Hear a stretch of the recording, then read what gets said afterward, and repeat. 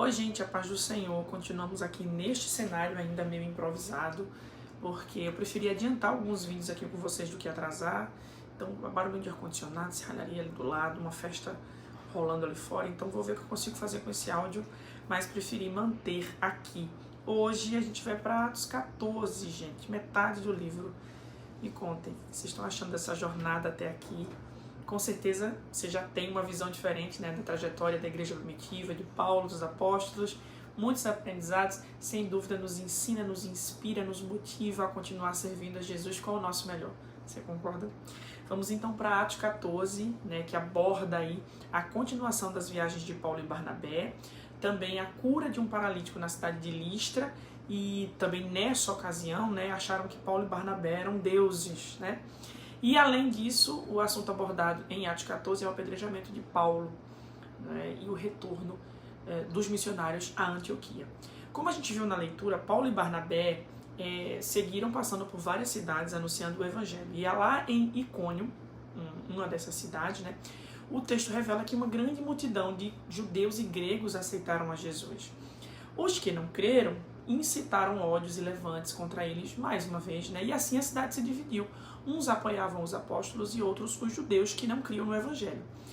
Então quiseram apedrejar, né, Paulo e Barnabé. E aí, ao saber disso, eles fogem, né, para Listra e Derbe. Eu gosto sempre de observar, gente, que Paulo, Barnabé, Pedro não ignoravam livramentos. Sempre que eles recebiam alguma informação de perseguição contra a vida deles, de levante contra a vida deles, eles fugiam do lugar que eles estavam em perigo e iam para outro lugar. Isso não é falta de fé, é prudência. Às vezes Deus nos envia livramentos, né? Mas a gente ignora, achando que, né, vai acontecer alguma coisa no último minuto. Os apóstolos, eles nos ensinam a estar atentos a sinais de livramento de Deus e aproveitar em todas as áreas da nossa vida, né? Então, lá em Listra, um homem paralítico há 8 anos ouvia atentamente Paulo pregar. E aí Paulo olha para ele, fixa os olhos nele e percebe que ele tem fé no coração para ser curado. Então ele manda que ele levante e assim ele fez.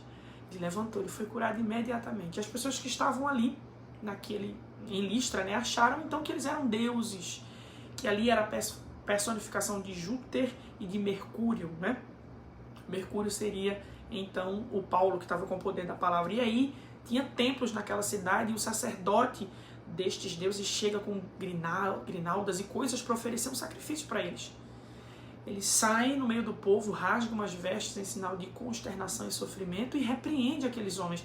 Nós somos homens igual a vocês, é o que eles afirmam.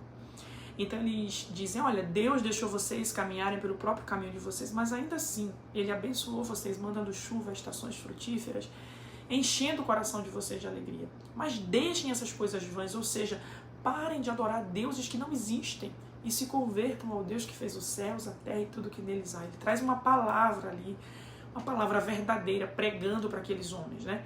Mas mesmo após falar isso, aqueles homens e mulheres relutaram em deixar de oferecer sacrifícios a Paulo e a Barnabé, era uma cultura deles, mas finalmente desistiram de oferecer sacrifício para eles.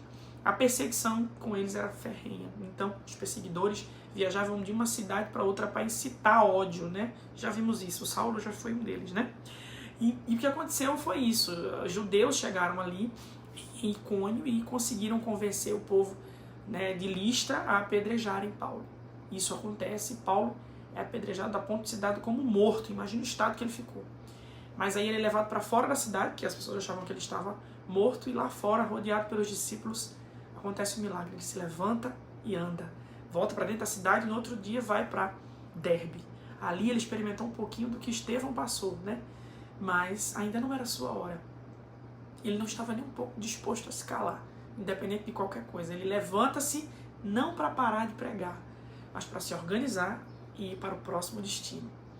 Aí o capítulo encerra narrando, né, os retornos de Paulo às igrejas que ele já havia iniciado, né, visitando os irmãos que já haviam aceitado a Jesus, e também fala sobre a escolha de presbíteros para cada igreja, sempre orientados por Deus através do jejum e da oração.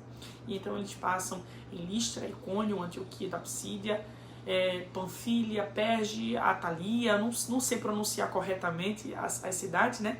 mas por fim eles voltam para Antioquia, capital da Síria. Lá na Antioquia, vocês sabem, já têm percebido que é uma das principais portas para os gentios, de pregação para os gentios. Lá era tipo uma base missionária de Paulo e Barnabé. E lá eles ficam por muitos dias juntamente com os irmãos. O texto que eu quero refletir com vocês é o que está no verso 21 e 22 de Atos dos Apóstolos. Ele diz o seguinte, é o verso 14, né? E tendo anunciado o evangelho naquela cidade e feito muitos discípulos, Paulo e Barnabé voltaram para Listra, Icônio e Antioquia, fortalecendo o ânimo dos discípulos, exortando-os a permanecerem firmes e mostrando que através das muitas tribulações nos importa entrar no reino de Deus. E eu acho que aqui a gente tem um ensinamento muito importante.